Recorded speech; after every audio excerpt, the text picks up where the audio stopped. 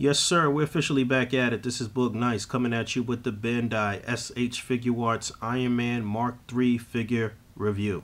Let's do it. No scalper. You a scalper? Then fuck out shit. This one's for them real collectors. That's army building and posing figures. Marvel Legends, imports, mini matey, I'm fucking with them. Hype beast, we know about you. Stay buying figs, don't know about it. And taking a quick look at the back of the box, you can see it says Iron Man Mark III in the upper left-hand corner. Then it says molding, movable, optional parts. A couple of different poses for the Iron Man figure here. Some Japanese that I can't read at the bottom. And on one side, you got another picture of the figure. The SH Figuarts logo at the top. It says Iron Man Mark III again. SH Figuarts logo on this side. Some more crap at the bottom.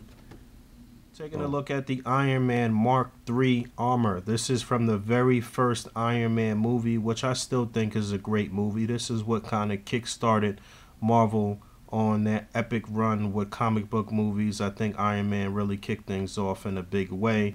Seems like Figuarts is backtracking now to do some of the earlier armors now that they have really mastered the technique of making these in the 6-inch format. The very first armor that they put out was the Mark VI. That was my first figure from SH Figuarts, if I'm not mistaken, and I was blown away then.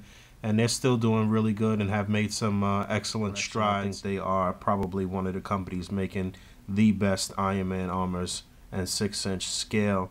Things are really coming full circle for SH Figuarts and the Iron Man properties. They're getting ready to release the Hall of Armor parts next year, where you can really start building your armory, and that's going to make for some interesting displays in toy photography and A.C.B.A.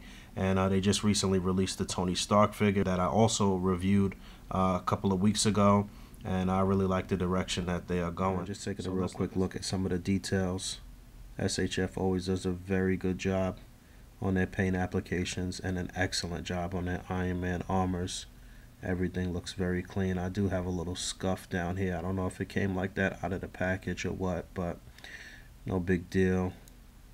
The gold, and this is more like a dark red or almost like a burgundy, but everything looks good.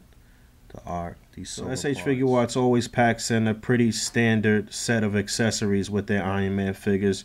You always get a set of fists, a set of open flat hands, a set of hands that are open with the fingers spread slightly, and there is an additional set of hands that are open with the fingers spread that have these little pegs on the front that enable you to attach the Repulsor Blast effects to the front of these. And it should be noted that on the back of the fisted hands, these little guards that you see here had to be removed, and you have to place them on the back of every swappable set of hands. So in the past, some of the Iron Man figures have come where these little guards are attached to each individual set of hands, but more often than not, you had to detach them and reattach them to each set of hands. Also, this set of hands is they're sort of inverted the way the peg hole is, so that way when you pop them onto the peg on the wrist, they're already kind of inverted upward, and that allows you to get them into those repulsor blasting poses. So he comes with two sets of repulsor blasts. There's a short set here, and that looks good, and then there's a longer set, and one of the blasts in my longer set is a little bent. I'm gonna have to do the hot water cold water trick on that, but these look great. The effects always look great. They pretty much always look the same. You can see that it looks like it's charging up from this end, and I guess losing some of its consistency. And you know, you can do some pretty interesting things with light piping with these, but they look very obviously good. If you wanted to, you can mix and match, do a short and a longer blast. And he also comes with a couple of effect parts that you can attach to the bottom of the feet to make it look like rocket boosters, and those look really good, and they attach with no problem. You see a little peg on the booster and a little peg hole on the bottom of the foot. And then last but not least, you get these two attachments to simulate I guess the exhaust on the back of his armor for when he's in flight, and that looks very cool. This is something that you don't get with every armor. I think this was sort of specific to the Mark III, if I'm not mistaken. Correct me if I'm wrong. But yeah, that looks good. In order to attach these, there are two flaps that were flat or that were flush to the back of the armor here that you just pull off, and then you attach these standard articulation for SHF Iron Man figure.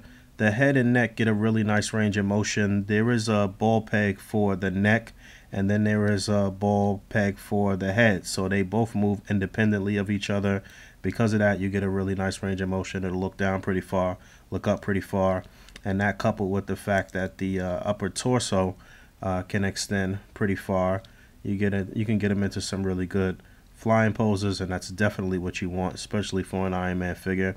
The shoulders are on like a double ball peg, and they will go up pretty far. They're not really hindered by these shoulder pads at all, and it's sort of like a butterfly joint here as well. So you get a really nice range of motion on the arm, shoulder, and you do get a bicep swivel.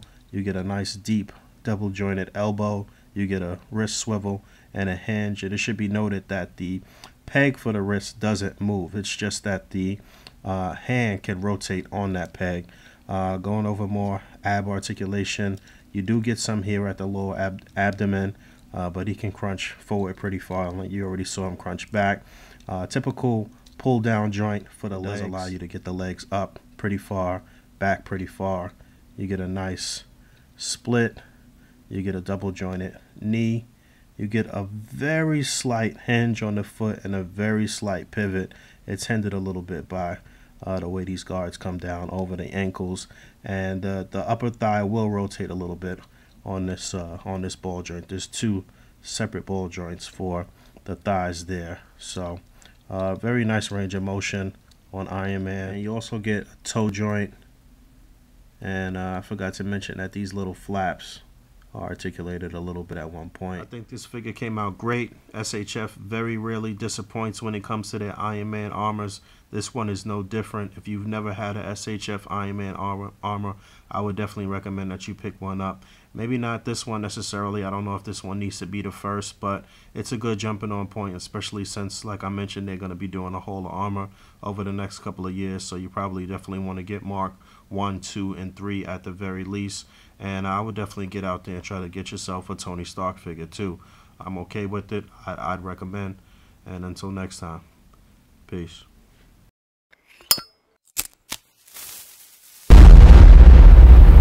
That's crispy.